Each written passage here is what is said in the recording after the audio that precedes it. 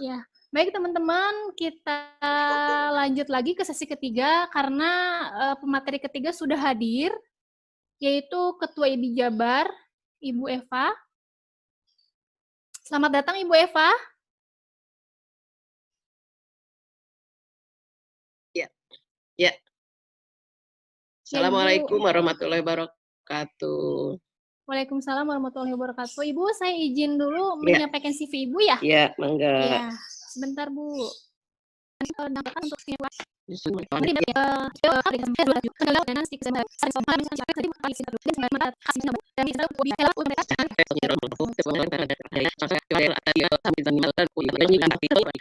kabupaten kota ada 4 orang PCR-nya positif, lagi nunggu hasil swab-nya ya. Ya mudah-mudahan hasilnya yang terbaik lah buat teman-teman kita ya, teman-teman sejawat.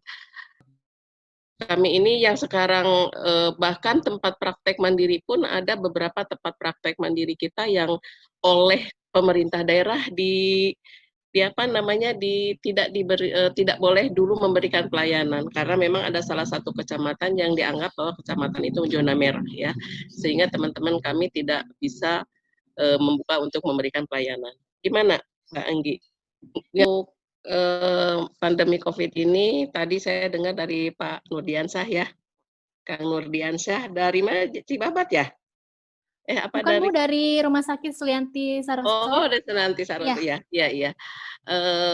Saya dengar memang banyak pasti lebih perjuangannya ya di pelayanan di sana tentu akan lebih harus lebih hati-hati lagi dan waspada mungkin ya. Tapi alhamdulillah mudah-mudahan Pak Nurdiansyah ini tetap sehat ya, karena katanya betul-betul di pelayanan yang paling depan. Bu Eva, jangan lupa subscribe YouTube kita di Warta Kesehatan. Warta Kesehatan disatukan, mohon maaf, disatukan tulisannya Warta Kesehatan, dan follow IG kita di ppk_Indonesia.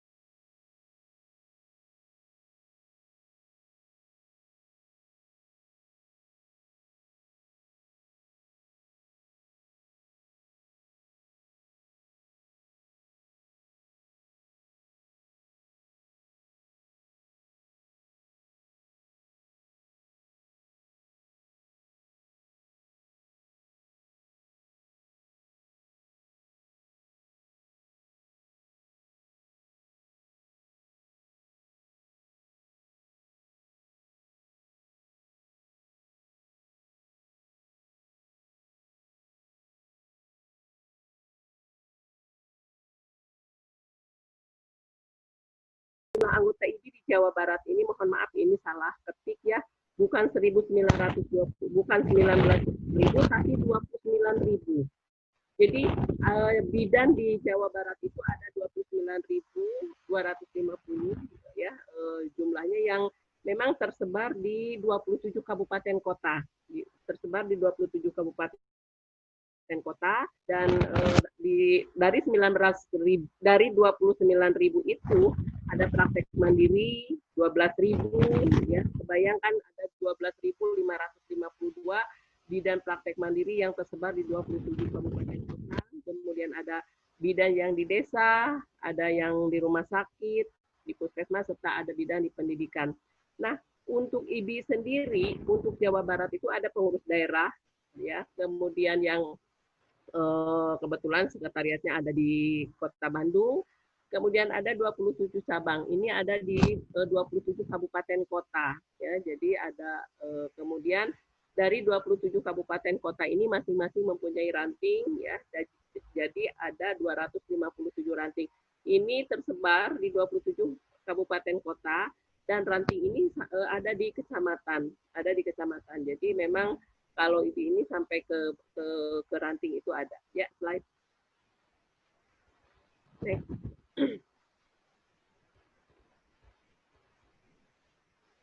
Next.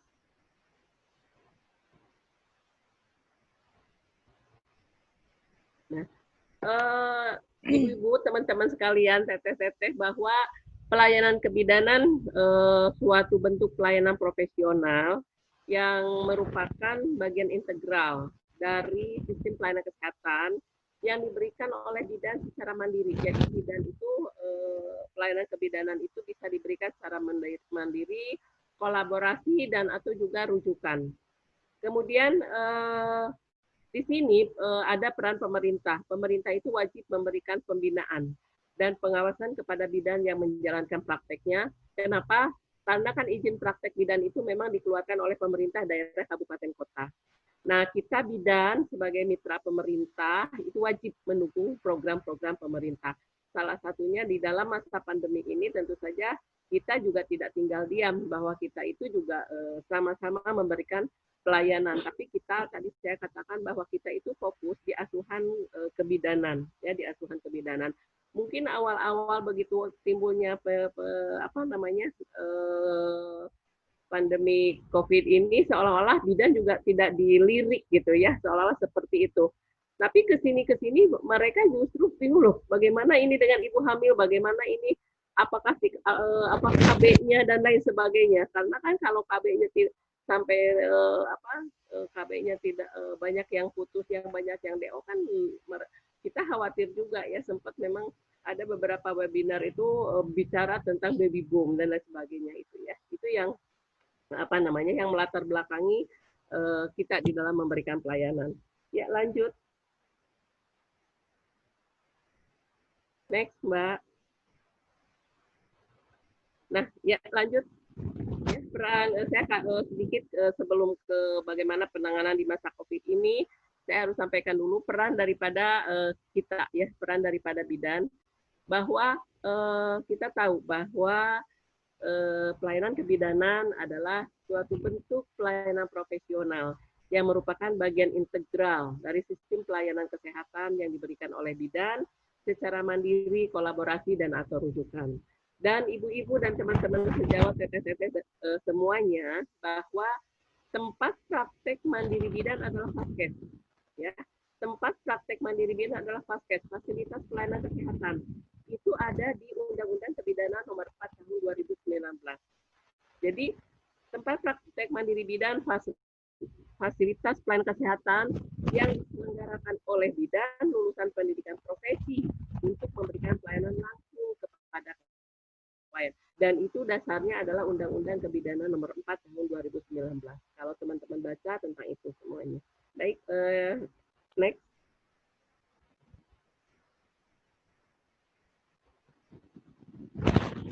Next ya Mbak ya, lanjut. Nah, sedikit tentang praktek kebidanan, saya tadi sampaikan bahwa praktek kebidanan itu dilakukan di tempat praktek mandiri bidan dan di fasilitas pelayanan kesehatan lainnya. Dan untuk memberikan pelayanan tentu saja harus dilakukan sesuai dengan kompetensi dan kewenangan, serta mematuhi kode etik, standar profesi, standar pelayanan, dan standar profesi. Ya, lanjut saja supaya agak cepat di sini.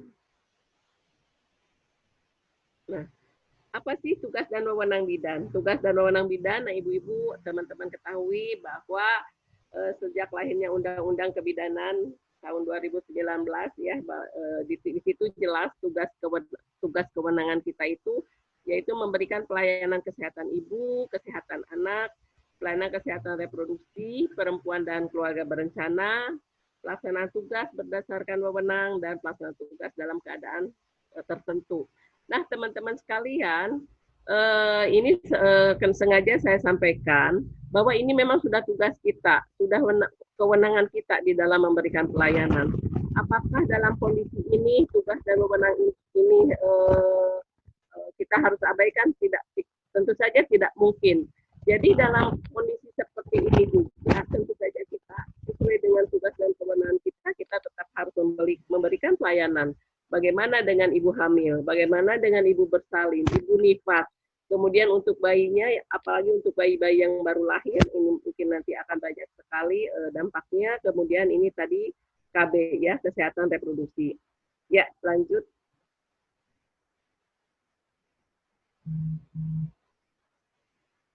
Nah, ini peran bidan. Nah, ini memberikan pelayanan kebidanan ya. Kemudian pengelola pelayanan kebidanan, kita itu sebagai penyuluh. Nah, mungkin untuk saat ini di masa pandemi ini peran kita di dalam penyuluhan dan sebagai konselor ini sangat bermanfaat banyak sekali ya. Kita harus lakukan dan upayakan ya. Bagaimana supaya masyarakat juga tidak terputus misalkan untuk mengikuti KB atau juga masyarakat apakah dia pada saat hamil dia bolehkah diperiksa atau tidak dan lain sebagainya. Ini di sini bagian dari tugas kita. Bagaimana kita di masa pandemi ini penyuluhan yang biasanya kita kita selalu memberikan di puskesmas, di pusyandu gitu kan seperti itu. Nah, untuk sekarang ini tentu saja kita tidak bisa melakukan secara kelompok seperti ini, makanya kita memotivasi kepada teman-teman sejawat untuk penyuluhan atau misalkan komunikasi, konseling itu melalui online. Kemudian pendidikan dan pembimbingan fasilitator, kita ini sebagai penggerak peran serta masyarakat dan peneliti, inilah peran kita ya. Jadi saya sebelum ini sengaja saya sampaikan kepada teman-teman. Ya, lanjut.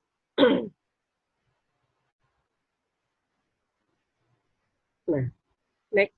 Nah, ini ya. Jadi di dalam pelayanan kesehatan ibu itu bagaimana memberikan asuhan kebidanan pada masa sebelum hamil ya. Ini tetap kita harus melakukan, kemudian memberikan asuhan kebidanan pada masa kehamilan normal, asuhan kebidanan pada masa persalinan dan penolong persalinan, serta memberikan asuhan kebidanan pada masa nifas. Kemudian melakukan pertolongan pertama kegawat daruratan ibu hamil, bersalin, nifas dan rujukan, dan mendeteksi dini kasus risiko tinggi. Ya, ini pelayanan kesehatan ibunya. Bagaimana dengan kesehatan bayi, ya, kesehatan anaknya? Ya, next.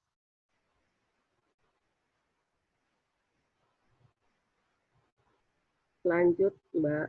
Nah, ini ya untuk pelayanan kesehatan anak, memberikan asuhan kebidanan pada bayi baru lahir, bayi, balita, dan anak prasekolah. Bagaimana kita dengan kondisi sekarang pandemi, di sini ada bayi baru lahir, mereka harus imunisasi, kan seperti itu ya. Kemudian bagaimana dia misalkan pemberian ASI dan lain sebagainya. Ini tentu saja ada hal-hal yang harus kita pelayanan kita akan banyak sekali dampaknya, akan perubahan ya. Di sini memberikan imunisasi ya sesuai dengan program pemerintah, kemudian melakukan pemantauan tumbuh kembang bayi, balita, dan anak sekolah, serta deteksi dini kasus penyulit, gangguan tumbuh kembang dan rujukan, dan memberikan pertolongan kegawat daruratan. Nah, untuk gawat daruratan ini memang kita diberikan kewenangan, tapi bukan untuk merawat, kita akan memberikan stabilisasi ya agar pada saat kita merujuk dalam kondisi baik tentunya bayi maupun ibunya. Ya, lanjut. Nah, ini untuk KB ya. Nah, untuk KB sendiri, nah ini kekhawatiran pemerintah di dalam pelayanan kesehatan reproduksi dan keluarga berencana di masa pandemi itu sangat ini sekali gitu ya. Sehingga sampai tingkat nasional melakukan webinar ya tentang baby boom dan lain sebagainya gitu ya. Kenapa? Nah, karena sebetulnya kan banyak yang harus kita lakukan di sini ya. Kalau komunikasi kita masih bisa melakukan lewat online ya.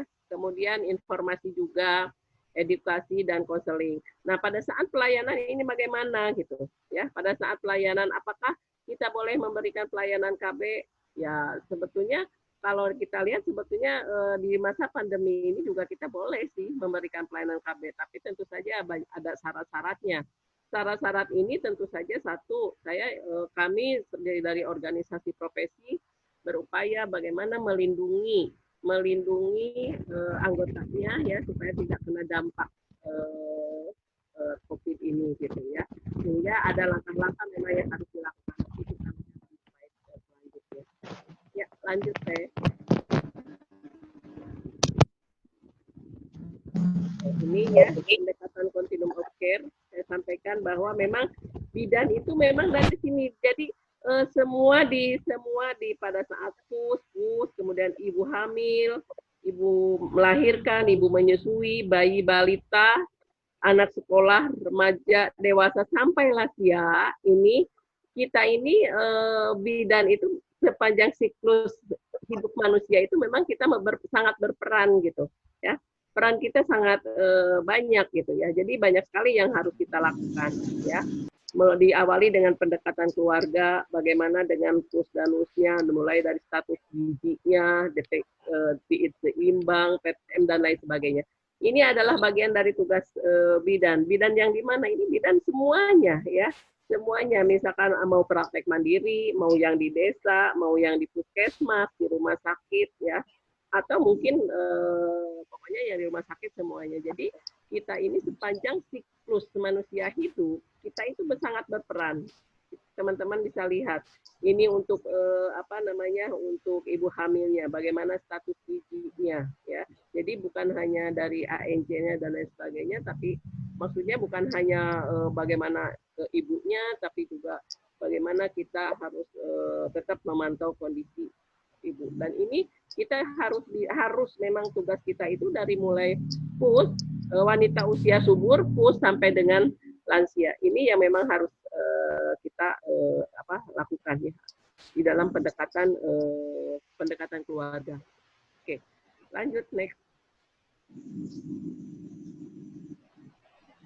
Nah, teman-teman sekalian, saya sebelum ke ini saya ingin memperlihatkan kondisi terkini pelayanan kebidanan pada pandemi COVID-19. Jadi banyak sekali perubahan. Kalau selama ini misalkan teman-teman ANC, misalkan ini ada teman-teman, kalau ANC itu kan kita pasti, bukan saya sendiri kan praktek mandiri, itu tidak pernah pakai sarung tangan, kan? Tidak pernah menggunakan masker. Ya kadang-kadang kita juga lupa cuci tangan setelah meriksa dari pasien ke satu sampai kedua ya. Nah kondisi terkini tentu aja sangat banyak sekali perubahan ya. Nah satunya saya akan sampaikan foto-foto, mudah-mudahan masih bisa dibuka. Yuk lihat. Next. Nah jadi untuk ketentuan APD untuk kita bidan itu untuk pelayanan ANC aja kita harus sudah menggunakan level 1 ya, menggunakan level 1. Ini untuk ANC. Ini untuk bidan ya, ini panduannya. Dan untuk persalinan kita ini menggunakan level 2. Level 2 ini sama juga dengan di sini ada untuk ruang isolasi, termasuk ruang isolasi ICU dan lain sebagainya. Nah kita sendiri bidan ini pada saat penolong persalinannya harus seperti ini, harus sudah menggunakan level 2 dan maskernya juga harus sudah menggunakan masker N95 ya, N95. Ini ketentuan APD-nya. Nah, saya sempat bertanya, kalau ANC dengan level 1 ini untuk bidan itu apakah masih dianggap aman gitu ya? Kenapa saya katakan aman? Karena kan tidak menutup kemungkinan pasien yang datang itu kan kita tidak tahu apakah dia ODP, apakah dia PDP atau TGP ya. Jadi tapi untuk saat ini memang untuk layanan ANC ini menurut dari POGI, kemudian juga dari pengurus IDI pusat bahwa untuk ANC ini kita memang harus aman masih di level 1 ini. Jadi inilah yang harus untuk ketentuan APD-nya ya. Jadi kalau dulu kita hanya menggunakan APN itu standarnya APN ya, asuhan persalinan normal. Sekarang harus ditambah lagi dengan ketentuan APD level 2 seperti ini. Ya, lanjut. Lanjut, Teh. Nah, ini ya. Nah, untuk persalinan saat ini kita dulu kan tidak pernah yang penting ibu itu datang. Ini kita harus sudah menggunakan delivery chamber. Ya. Ini saya ini kan ukurannya gitu ya, ukurannya. Jadi setiap persalinan dan untuk delivery chamber ini sudah mulai bukan hanya sudah digunakan di rumah sakit, teman-teman di praktek mandiri itu sudah menggunakan delivery chamber ini. Kenapa? Karena memang sekarang menjadi suatu kewajiban seharusnya untuk pertolongan persalinan ini kita harus menggunakan salah satunya adalah ya. Ini saya hanya ini kan biar teman-teman tahu bagaimana sih cara sebetulnya membuatnya itu mudah ya, karena teman-teman sejawat kita yang di praktek mandiri yang sudah menggunakan ini itu mereka bikin sendiri ya, bikin sendiri. Jadi nggak beli gitu. Kalau dijual pun sekarang sudah mulai ada gitu ya, sudah mulai ada beberapa yang memproduksi tentang delivery chamber ini ya. Ya, lanjut Teh. Nah, ini teman-teman lihat ya. Ini teman bidan masih tetap menolong persalinan 2 orang dan sudah menggunakan delivery chamber. Kemudian teman-teman pakaiannya juga sudah seperti ini. Ini mungkin masih ada yang kurang sedikit ya, ini masker karena maskernya masih masker biasa gitu ya. Kemudian gogelnya juga masih kacamata biasa. Sekarang harus lagi pakai itu ya, penutup muka seperti itu gitu. Nah, ini ya. Jadi untuk saat ini mereka tetap menolong persalinan.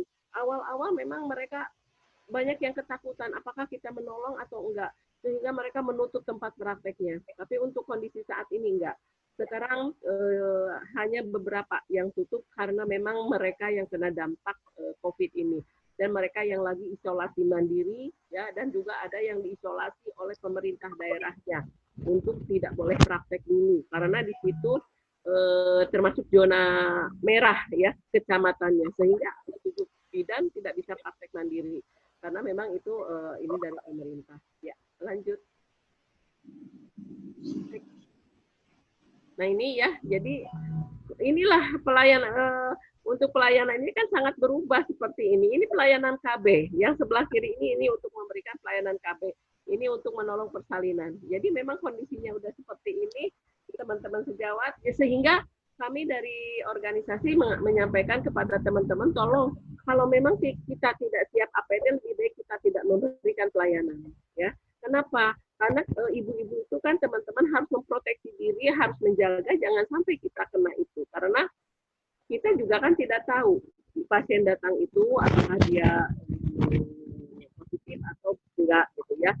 Apalagi kalau sekarang zamannya mudik seperti sekarang ini kan banyak masyarakat yang datang tiba-tiba kita tidak tahu apakah dia itu positif atau tidak ya dari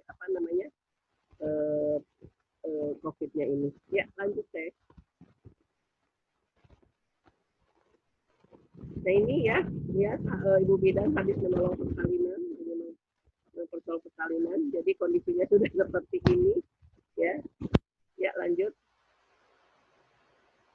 Nah, ini ya. Nah, ya, jadi memang banyak cara. Sebetulnya teman-teman kita juga banyak cara menggunakan apa kalau memang nggak ada apa yang harus kita lakukan gitu. Dan di salah satu kabupaten dibuat oleh profesi, dibuat oleh IBI bekerja sama dengan pendidikan, dimulai dari hazmat gitu ya. Kemudian semuanya mereka buat ya. Jadi kita ini sekarang dalam kondisi ini betul-betul walaupun kita jarang ketemu, tidak dipertemukan, tapi tetap keterikatan ya bahwa kita ini harus saling membantu. Teman-teman bisa lihat ini ya, nah seperti ini. Jadi kita sudah pakai masker, sudah pakai kacamata, harus jaga pelindung muka sebetulnya seperti ini. Kalau kita mau menolong persalinan, sarung tangan pun yang biasanya mungkin hanya satu, sekarang kan memang harus 2 ya. Jadi sarung tangan sebaiknya memang menggunakan sarung tangan yang panjang ya. Ya, lanjut. Nah, nah ini ya untuk penggunaan APD ini tabelnya seperti ini. ANC dan PNC, Bupas dan BEP itu dan bukan ODP atau PDP dan tidak terkonfirmasi COVID itu bisa menggunakan level 1 ya. Tapi kalau misalkan ibu ODP, ibu dengan ODP juga masih bisa menggunakan level 1 ya. Kalau ANC kemudian ibu PDP sudah terkonfirmasi COVID itu harus menggunakan level 2 ya. Kemudian persalinan standar APN dan juga levelnya sudah level 2 ya. Nah ini ya, jadi inilah tambal penggunaan APD. Ini mungkin teman-teman yang ada di sini sebetulnya ini bukan hanya berlaku di rumah sakit, gitu, tapi di semua pelayanan. Di semua pelayanan. Nah kalau untuk persalinan normal per vagina, ibu dengan ODP itu sudah level 2 dan tidak boleh lagi ditolong di praktek mandiri. Ini harus segera dirujuk. Ini harus segera dirujuk ya. Jadi kita tidak boleh kalau sudah ODP, PDP, ini sebaiknya kita tidak memberikan pelayanan pada saat ANC pun ya. Kemudian untuk persalinan seksio ini tentu saja di rumah sakit. Ini semuanya sama, standarnya adalah standar pencegahan infeksi penanggulangan COVID ya. Jadi menggunakan level 3 saya kira tadi sudah disampaikan sama apa yang dari rumah sakit tadi ya. Itu sama apa namanya standarnya gitu. Ya. Kemudian untuk PBL dari ibu ODP, kemudian PDP terkonfirmasi COVID dengan status bayi bugar atau itu kita status bayi mengalami kegawat daruratan itu menggunakan level 2. Ini untuk APD-nya. Jadi standar ini teman-teman memang harus paling tidak disimpan, tahu bahwa inilah APD yang harus untuk perlindungan diri kita sendiri. Ya, lanjut. Ya, lanjut saya. Nah, sekarang saya masuk bagaimana sih standar pelayanan pada ibu hamil, bersalin, nifas, bayi baru lahir, ibu menyusui, dan keluarga berencana. Ya. Mbak Anggi, kalau saya terlalu ini, tolong dikasih tahu waktunya ya. Nah, protokol pelayanan kebidanan dalam pandemi COVID-19.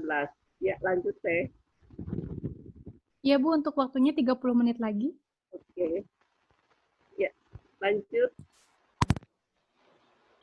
Nah, untuk pelayanan ANC pada ibu hamil, nah, ibu-ibu sekalian, teman-teman sekalian, TTT, yang pertama, jika ibu hamil tidak ada keluhan, diminta untuk mempelajari buku KIA di rumah dan menerapkan dalam kesehariannya itu dan segera ke kalau misalkan ada keluhan, nah itu segera ke Pasienkes ya dan dilihat dari tanda bahaya dan semuanya dan mungkin buku KIA yang selama ini mungkin tidak terlalu bermanfaat, bukan tidak bermanfaat karena memang buku KIA itu adalah satu-satunya buat memintarkan, buat agar pasien itu betul-betul patuh.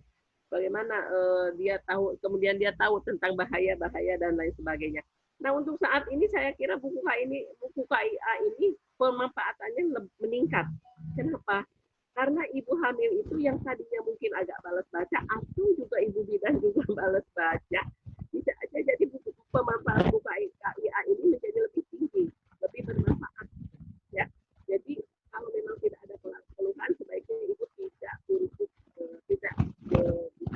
bisa berkunjung ke ibu bidan, tapi bisa kita sarankan atau kita misalkan melalui WA atau melalui telepon komunikasi kita sama-sama yuk buka halaman 9 misalkan tentang bahaya kehamilan. Nah itu dibacakan. Kemudian ibu di sana juga, ibu hamilnya juga sama membuka buku KIA. Karena kan semua ibu hamil pasti membuka buku KIA. Jadi kalau tidak ada keluhan itu sebaiknya ibu tidak perlu datang ke tenaga kesehatan ya. Kemudian kalau misalkan ada keluhan, ada tanda bahaya, segera ke Pasienkes. Tapi ini tentu saja harus ada janji dulu. Ya, di sini yang nomor 2, apabila diperlukan pemeriksaan ANC, ibu hamil membuat janji dengan bidan melalui telepon atau WA. Jadi kami sekarang sudah informasikan semua. Jadi kalau memang ibu hamil itu memang merasa ada keluhan, kemudian dia merasa ingin sekali bertemu dengan bidan, ya paling tidak harus WA dulu, telepon dulu.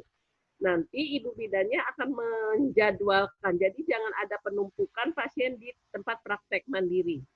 Jadi kalau misalkan pasiennya banyak nih, ibu hamil dalam sehari ada 10, yang satu mungkin jam 10, yang kedua jam 10.30 gitu. Itu betul-betul dijadwal. Ya, jadi di WA dulu.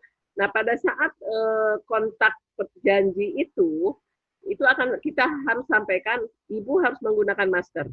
Kemudian siapa yang akan mendampingi ibu, kemudian pendampingnya juga harus menggunakan masker, dan kemudian juga nanti begitu masuk kita sudah menyediakan untuk cuci tangan, mereka harus cuci tangan dulu, ya cuci tangan dulu, baru kita bisa memberikan pelayanan. Dan kitanya harus sudah siap dulu dengan APD gitu. Kitanya jangan kita menyarankan ke pasien yang harus pakai masker, kitanya nggak pakai masker, nggak pakai sarung tangan. Ingat bahwa ANC itu kita menggunakan APD level 1. Itu harus kita gunakan. Gitu ya. Kemudian, bidan melakukan pengkajian komprehensif sesuai standar termasuk informasi yang berkaitan dengan penularan COVID. Jika diperlukan, bidan dapat berkomunikasi dan koordinasi dengan RT RW kader di daerah setempat, khususnya informasi tentang status ibu. Apakah termasuk masa isolasi mandiri atau sebelum memberikan pelayanan ANC.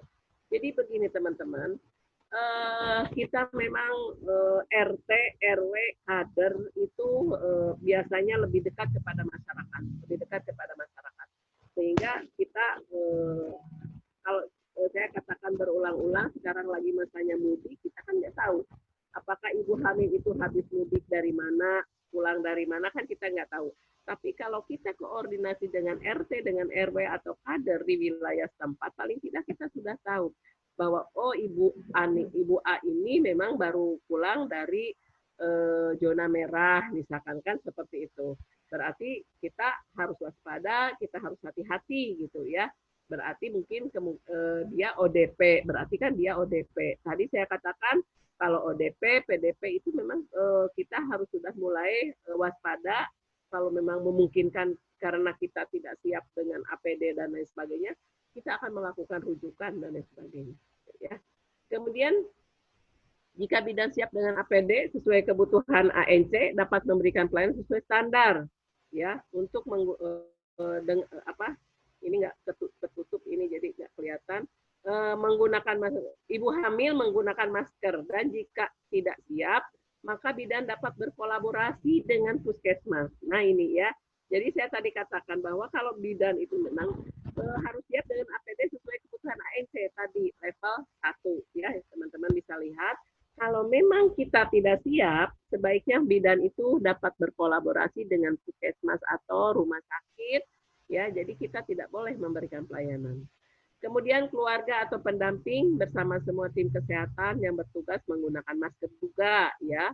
Kemudian ibu-ibu sekalian, kelas ibu yang selama ini kita itu berharap di kelas ibu ini memang akan aktivitas ibu hamil ya, sampai ibu hamil, senam ibu hamil, kemudian kebutuhan ibu hamil itu ada di kelas ibu. Nah, untuk saat ini kita tunda dulu. Tidak ada lagi untuk menunda dulu kelas ibu hamil ya. Jadi kalau teman-teman sejawat yang misalkan praktek mandiri saat ini suka melakukan kelas ibu hamil, sebaiknya untuk sementara ini ditunda dulu. Kemudian KIE dan konseling kehamilan dapat dilaksanakan secara online ya.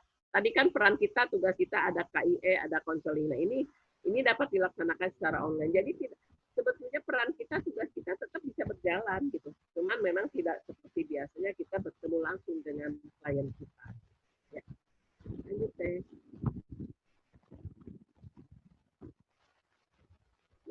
Nah untuk ibu bersalin ya, praktek mandiri dapat memberikan layanan persalinan normal sesuai kompetensi dengan memperhatikan status ibu ya terhadap COVID-19 tadi. Bagaimana kita akan tahu bahwa dia ODP, PDP gitu ya, kalau kita tadi tidak pernah koordinasi, tidak pernah komunikasi dengan RT RW ya. Nah jadi kita kan kalau mau ini memperhatikan status ibu terhadap COVID. Jadi kita tetap akan memberikan pelayanan. Nah sebetulnya teman-teman sejawat dan semua yang ada di saat ini, kita dari organisasi profesi pernah advokasi ke Kementerian Kesehatan bahwa semua ibu hamil, ibu bersalin itu di rapid test gitu ya.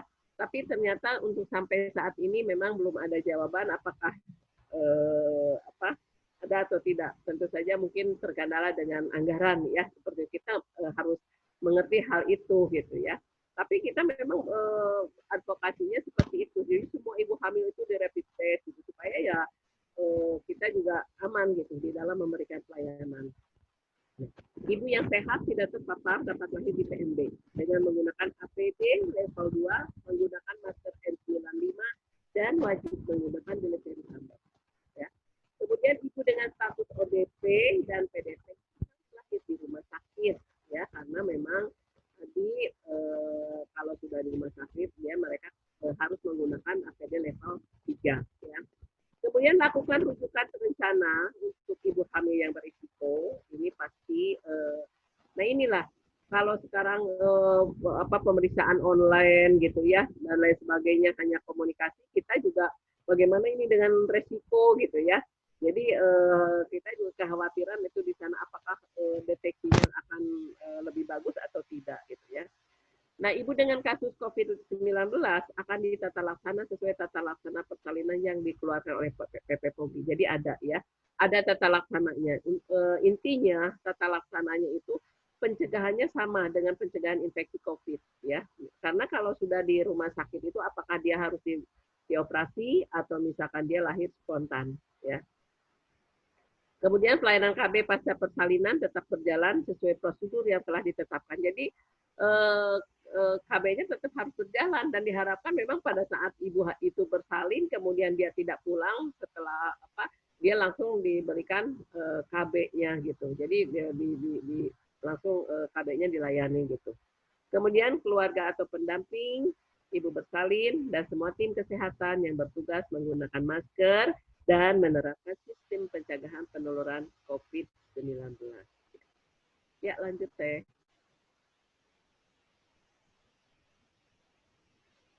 Nah, ini untuk Ibu Nifas ya, Ibu Nifas dan BBL.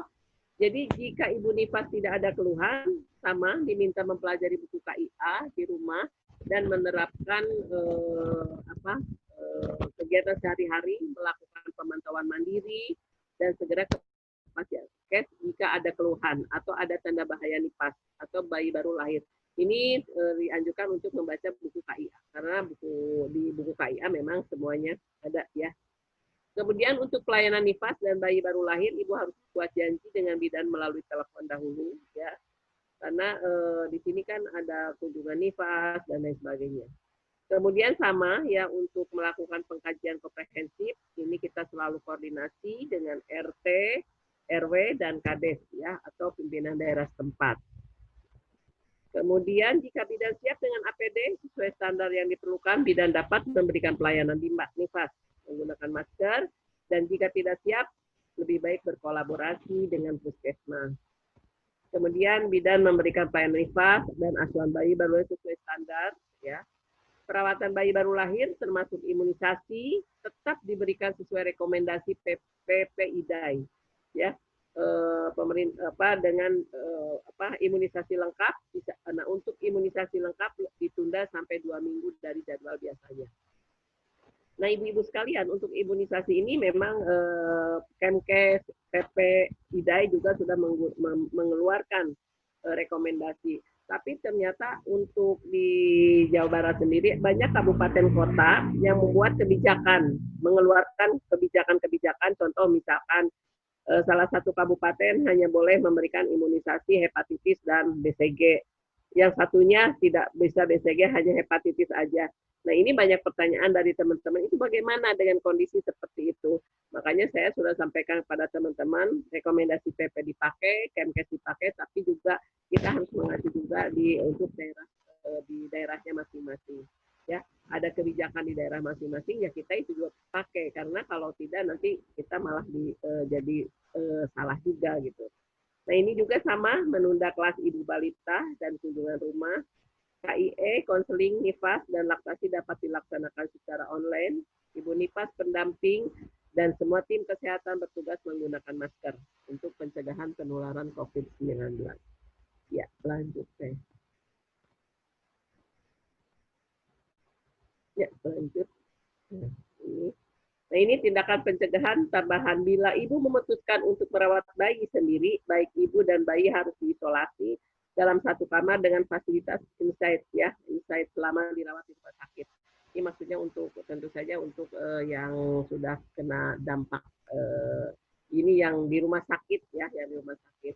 Jadi bayi harus ditempatkan inkubator ya. Kemudian ketika bayi berada di luar inkubator, ibu menyusui, mandi, merawat.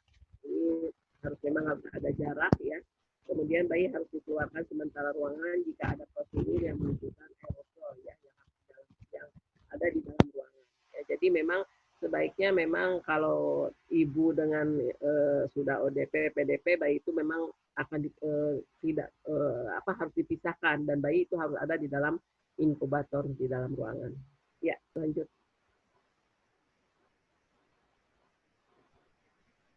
Nah, ini rekomendasi terkait menyusui, teman-teman. Ibu sebaiknya diberikan konseling tentang pemberian ASI. Jadi ASI ini tetap harus diberikan gitu, ya. Karena sebetulnya penularan itu kan bukan melalui ASI gitu, ya. Jadi resiko utama untuk bayi menyusu adalah kontak dengan ibu, yang cenderung terjadi penularan melalui infeksius udara gitu, ya. Jadi bukan karena ASI-nya. Jadi kalau memang ibunya sudah kena ODP, PDP, kemudian ASI-nya banyak, ya tetap aja ASI-nya diberikan, itu dengan diperah gitu ya. Kemudian tenaga kesehatan sebaiknya menyarankan bahwa manfaat memberikan ASI itu melebihi potensi risiko penularan virus melalui ASI. Ya. Kemudian manfaat menyusui, termasuk resiko menggendong bayi jarak dekat dengan ibu, harus didiskusikan dulu. Ya. Nah, keputusan untuk menyusui atau kapan akan menyusui kembali bagi yang tidak menyusui sebaiknya dilakukan komunikasi tentang resiko kontak dan manfaat ya kepada dokter yang merawatnya. Ya, lanjut.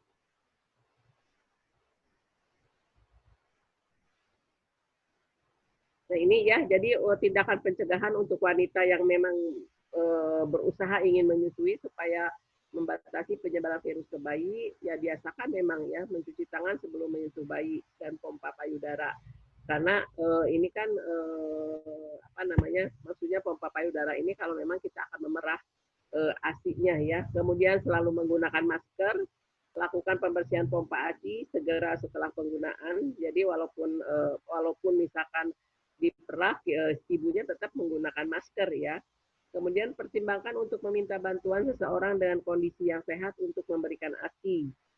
Ibu harus didorong untuk memerah ASI, manual atau elektrik, sehingga bayi dapat menerima manfaat ASI, dan untuk menjaga persediaan ASI agar proses menyusui dapat berlanjut setelah ibu dan bayi disatukan kembali. Ya.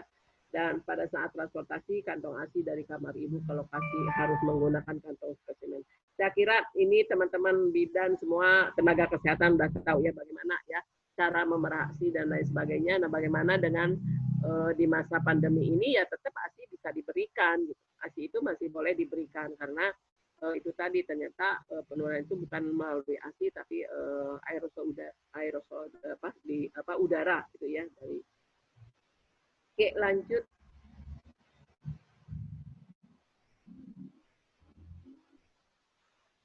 Nah, ini untuk keluarga berencana ya. Untuk keluarga berencana ini, teman-teman sekalian, teman sejawat, jika tidak ada keluhan, pasti akseptor IUD atau implan itu dapat menunda untuk kontrol kebidan. Ya. Sebaiknya tidak melakukan, kecuali kalau ada keluhan, kembali lagi ya, kecuali kalau ada keluhan. Atau ada juga habis masa waktunya IUD atau implan itu untuk pencabutan masih boleh bidan melakukan pencabutan ya.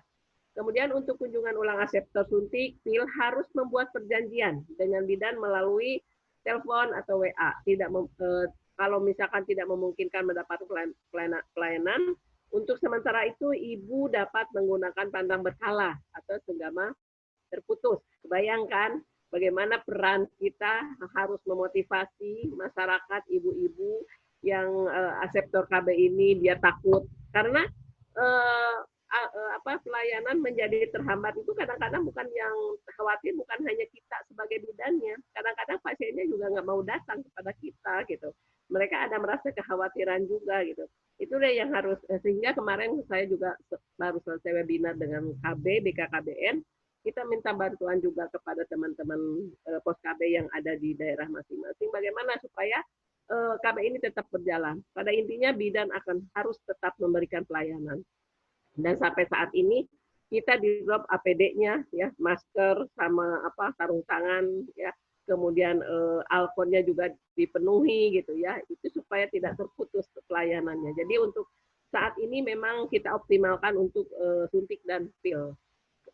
Kecuali tadi kalau memang ada hambatan, ibunya ada masalah dan lain sebagainya, itu kita menyarankan untuk menggunakan pantang berkala dan senggama terputus. Ya itu memang jadi masalah ya, karena masyarakat juga mungkin belum terlalu terbiasa dengan hal seperti itu gitu. Kemudian yang ketiganya sama aja ya, bagaimana berkomunikasi dengan RT dan RW seperti juga ibu hamil dan ibu bersalin. Jika siap dengan APD sesuai standar, pelayanan KB bidan dapat memberikan pelayanan, menerapkan prinsip pencegahan penularan COVID-19. Sektor pendamping harus menggunakan masker. Dan KIE, konseling, cash pro, dan KB dapat dilaksanakan secara online. Ya, lanjut. Nah ini ya, bagi calon pengantin, saya kira untuk saat ini mungkin jarang ya. Tapi kalau memang sudah dijadwal mau menikah, ya ada bimbingan perkawinan, mungkin hal ini bimbingan tentu ditunda ya. Materi KIA ya melalui ini aja, KIA-nya melalui WA aja atau telepon. Jadi bimbingannya ditunda dulu. Ini untuk di kesehatan. Ya, enggak lanjut.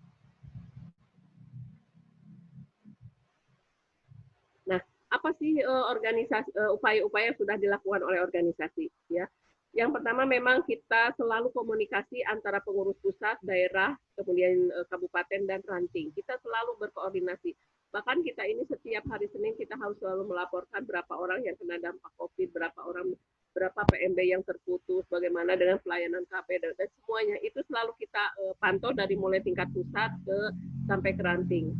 Kemudian membuat kebijakan terkait pelayanan kebidanan COVID, saya kira itu panduannya ada yang dari POGI, ada dari IDAI ya, sumbernya, ada juga dari Kemkes.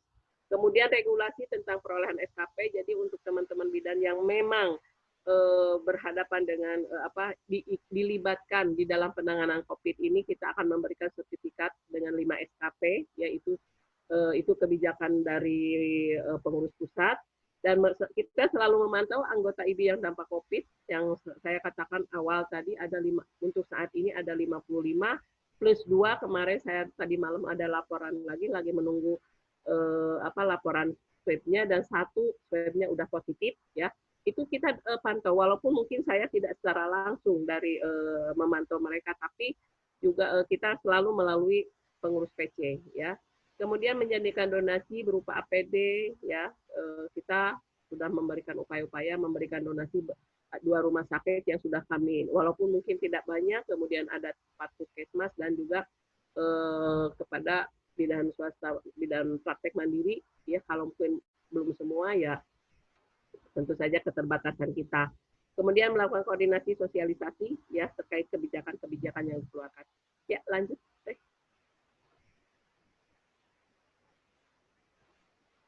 Lanjut. Nah, rekomendasi pelayanan KB dan KIA di praktek mandiri bidan selama masa pandemi ya. Jadi ini di pelayanan KIA dan KB. Jadi rekomendasinya tadi saya ke teman-teman sampaikan bahwa pastikan semua peralatan dan pelaksanaan sudah didesinfeksi. Jangan sampai begitu datang pasien semuanya tidak siap. Kemudian semua pelayanan dilakukan dengan membuat janji terlebih dahulu. Itu wajib ya, wajib dilakukan dulu ya. Telepon atau WA ya, kita jaga, kita proteksi diri kita sendiri. Kalau kita tidak oleh kita sendiri, siapa yang akan menjaga kita gitu ya. Lakukan pengkajian komprehensif sesuai standar, termasuk informasi yang berkaitan dengan kewaspadaan tadi ya. Selalu setiap langkah kegiatan itu selalu berkoordinasi dengan RT, RW ya, KD, lurah gitu ya. Khususnya untuk informasi tentang status ibu, apakah termasuk dalam isolasi mandiri, ODP, PDP, dan COVID, ya, COVID positif. Kemudian yang keempat, bidan harus menerapkan prosedur pencegahan COVID-19, ya, cuci tangan, pakai sabun, jaga jarak, ya, saya kira teman-teman semua sudah tahu ya, Kemudian tadi persalinan sudah menggunakan APN, jadi level 2, menggunakan N95 dan menggunakan.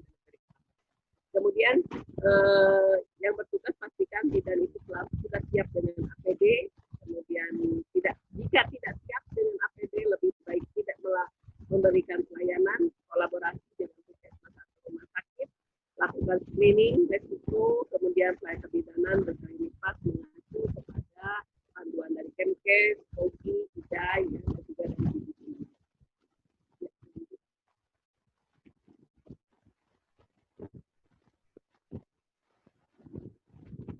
BPI. Nah, itu saja mungkin yang bisa saya sampaikan, Pak Anggi, ya.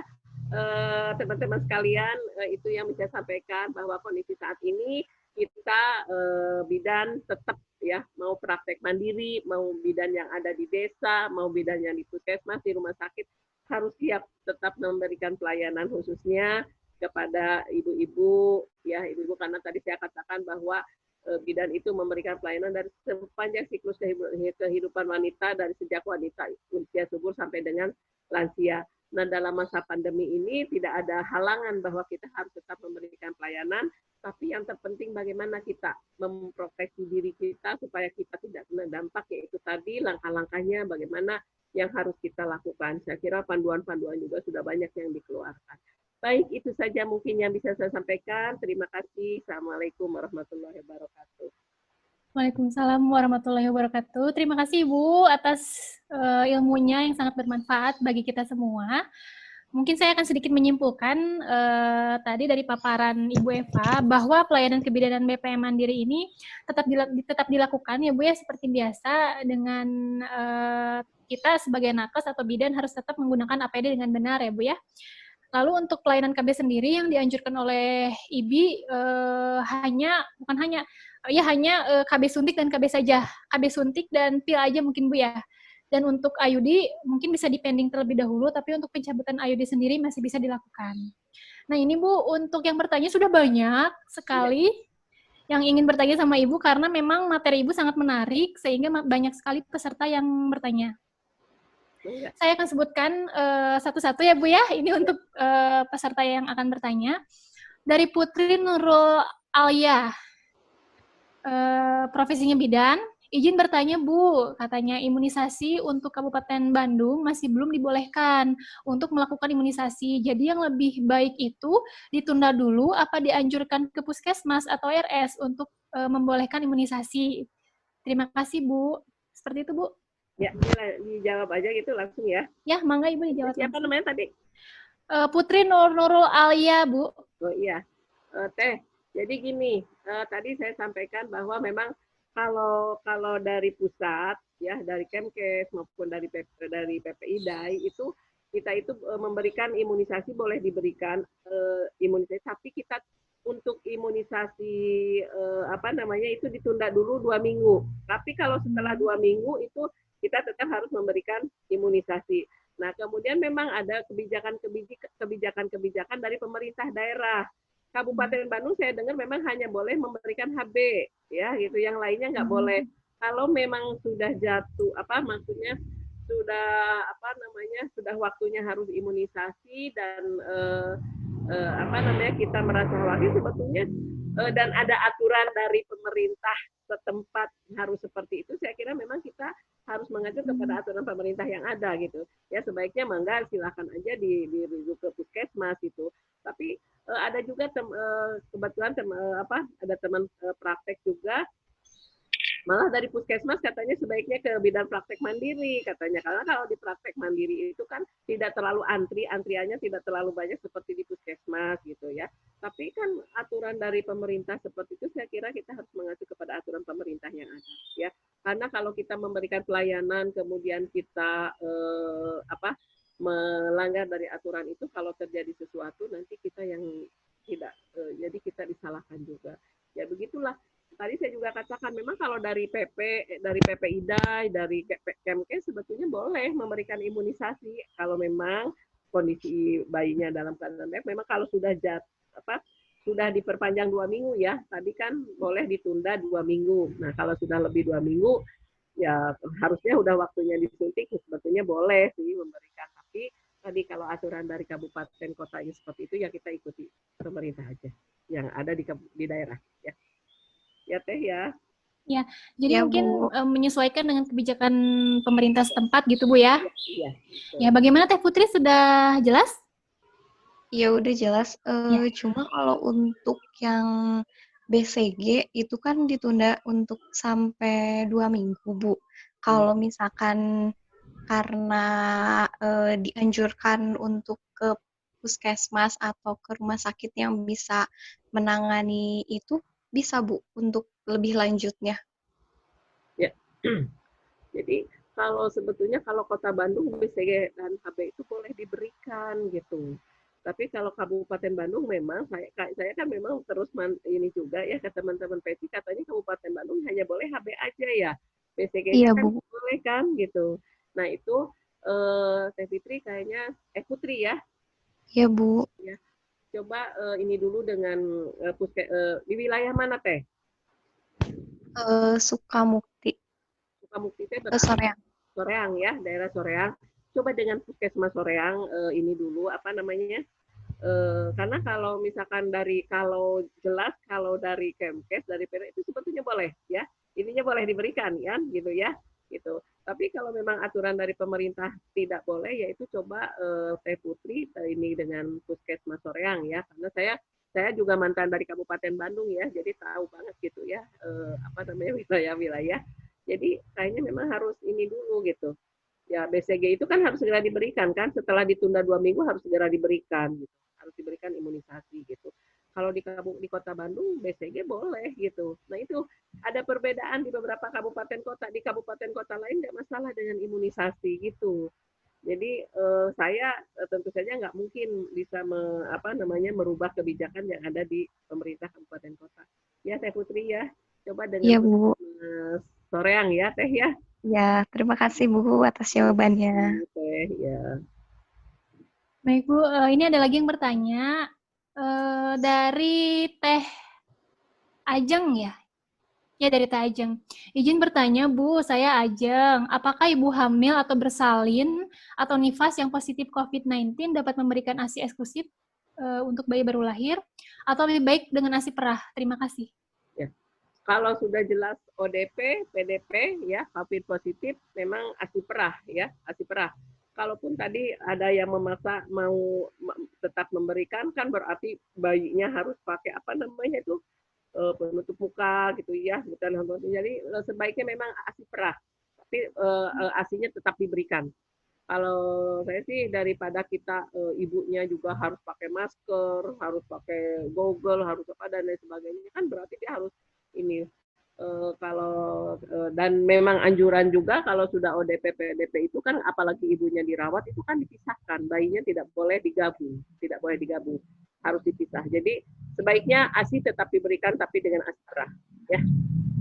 Terima kasih Bu. Ya. Baik, terima kasih Bu. Ini ada satu lagi Bu. Karena banyak sekali yang bertanya. Sebentar, Ini tadi apa? ada yang Teh Ajeng. Teh Ajeng dari mana Teh? Teh Ajeng, punten bisa ini diulang lagi pertanyaannya? Ya, bagaimana ibu bersalin? Tadi lupa lagi ya. Ibu bersalin atau ibu nifas yang positif ODP. COVID-19 ya, memberikan ASI-nya lebih langsung atau ASI eksklusif atau ASI perah? Gitu. ASI langsung atau ASI perah? Tadi itu udah ya? Ya, ASI perah. Jadi yang memberikan ASI-nya nanti tidak ibunya, tapi bisa keluarganya, bisa suaminya, bisa siapa yang ada di rumah ya. Jadi kalau di rumah sakit malah kan nanti tidak dirawat gabung kan? Iya. Ya, makasih Bu. Ya, sama.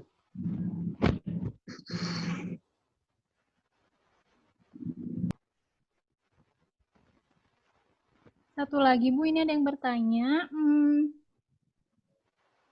Nah ini Bu, dari Teh Agustin. Assalamualaikum, saya Agustin. Izin bertanya Bu, untuk cek lab, HIV, HBsAg dan sebagainya untuk bumil ada ya untuk bumil ada ya di posyandu atau puskesmas. Nah tiba-tiba ada ibu bersalin datang ke klinik mau melahirkan sama sekali belum dicek lab, sedangkan di klinik saya alatnya tidak ada. Bagaimana Bu solusinya? Labnya yang belum diperiksa labnya, lab apa? HIV. HIV, HBsAg dan sebagainya. Oh, dia datang tiba-tiba datang, ya yakin nggak bahwa ibunya itu sakit Ya. atau tidak gitu ya? Karena untuk saat ini juga memang belum semua ya pemeriksaan lab yang lengkap itu memang belum semua ya. Jadi kalau memang kondisi ibunya kita melalui anamnesa, makanya di sini bagaimana kita melakukan pelayanan komprehensif itu kan dari mulai anamnesanya. Kalau memang pada saat anamnesanya memang tidak ditemukan hal-hal yang tidak, kan tidak mungkin kita melakukan pemeriksaan lab pada saat itu, apalagi alat-alatnya tidak ada. Ya kita memberikan pelayanan tetap dan kembali lagi. Jadi sebetulnya untuk penggunaan untuk penggunaan APD ini ya pada saat seperti ini juga saya kira bisa kita gunakan gitu. Kita tetap memisahkan proteksi diri kita dengan penggunaan APD. Saya kira nggak masalah, kita berikan pelayanan aja. Kalau tadi dari mulai anamnesa tidak kan ibunya tidak terjadi tidak ada keluhan, kita akan gali pada saat waktu anamnesa gitu ya. Karena tidak menutup kemungkinan banyak sekali pasien-pasien yang memang pemeriksaan labnya tidak lengkap seperti yang diharuskan ya, yang diharuskan seperti itu ya. Itu mungkin ya Teh ya. Ya, bagaimana Teh Agustin? Sudah jelas? Ya, sudah jelas. Makasih Ibu ya. ini ada satu lagi Bu, nggak apa-apa. Ini dari Teh Caryuti. Assalamualaikum Ibu, izin bertanya, sebetulnya pelayanan yang diwajibkan untuk BPM di tengah wabah corona itu apa saja? Soalnya sudah dipasang pengumuman di pintu untuk sementara tidak melayani imunisasi dan berobat. Tapi ada beberapa ibu yang bawa anak pengen berobat. Itu bagaimana Bu tentang kode etik dan tidak boleh menolak pasien? Seperti itu, Bu. Ya betul, kita tidak boleh menolak pasien, Iya. tapi kepada kewenangan kita, teman-teman sejawat. Iya. Kita itu tidak mempunyai kewenangan untuk pengobatan. Ya, kita tidak boleh mengobati orang sakit gitu. Yang boleh itu kita itu memberikan asuhan kebidanan dari sejak wanita usia subur sampai dengan lansia. Kemudian bayi, balita juga yang dilayani itu adalah bayi-bayi yang sakit, balita yang sakit, anak yang sehat, bayi sehat gitu. Kita tidak boleh melayani anak-anak yang sakit juga gitu. Jadi kode etiknya justru lebih baik tidak memberikan pelayanan pengobatan karena memang itu juga bukan kewenangan kita. Sebaiknya itu kalau memang ada yang sakit, yaitu kolaborasi dengan dokter atau puskesmas. Jadi jangan sekali-kali, nggak di pandemi COVID aja kita tidak boleh memberikan pengobatan ya terhadap pasien. Ini hanya tadi kembali lagi asuhan normal ya, bayi normal, bayi sehat dan lain sebagainya. Ya Teh ya, saya kira dibaca di di undang-undang kebidanan. Ya, itu tidak boleh memberikan pengobatan, tidak boleh. Hanya asuhan kebidanan saja Bu ya. Kebidanan ya. Jadi kalau bayi sehat, balita sehat gitu. Paling imunisasi, pemberian vitamin A, yang gitu-gitu ya. Yang memang ada jelas di dalam undang-undang itu. Jadi kalau pengobatan bukan kewenangan kita, itu tugas kewenangannya ada di dokter ya. Itu Teh ya. Ya Bu, sudah cukup. Ini alhamdulillah sudah terjawab semua oleh Ibu Eva. Terima kasih Bu, sudah meluangkan waktunya untuk memberikan materi kepada kita. Dan tadi mohon maaf jika ada kendala teknis Bu. Iya, sama-sama. Maaf. Ya, karena memang ini tidak bisa diprediksi untuk sinyal ya Bu ya. Ya, ya, mohon maaf ya tadi karena memang saya sampai ganti laptop dan lain sebagainya. Aduh, iya Ibu, terima kasih Bu ya sudah menyempatkan waktunya. Teman-teman semuanya, terima kasih ya. Mohon maaf ya kalau ada hal yang tidak berkenan. Iya Bu, sama-sama. Hatur nuhun Bu. Sami. Ya teman-teman, alhamdulillah sesi per sesi sudah selesai dari mulai sesi pertama dan sampai sesi ketiga. Dan mohon maaf, baik teman-teman, kita tutup saja mungkin ya untuk acara seminar hari ini. Terima kasih teman-teman sudah meluangkan waktunya untuk sama-sama belajar dan mendapatkan ilmu yang bermanfaat di room meeting hari ini. Terus mohon maaf bila misalkan dari kami maafkan, dan sampai ketemu lagi nanti di acara seminar berikutnya. Karena kita mau mengadakan lagi dalam 3 minggu ini, kita akan mengadakan seminar tentang, ini khusus untuk bidan ya, tentang pelayanan KIA di masa pandemi COVID-19. Jadi itu khusus untuk mendalami bagaimana sih pelayanan apa saja yang akan diberikan oleh bidan di masa pandemi COVID-19 ini. Seperti itu mungkin teman-teman ya.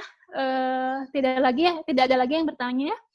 Saya cukupkan sekian. Mohon maaf bila ada kesalahan. Wabillahi taufiq wal hidayah. Wassalamualaikum warahmatullahi wabarakatuh. Soalnya kan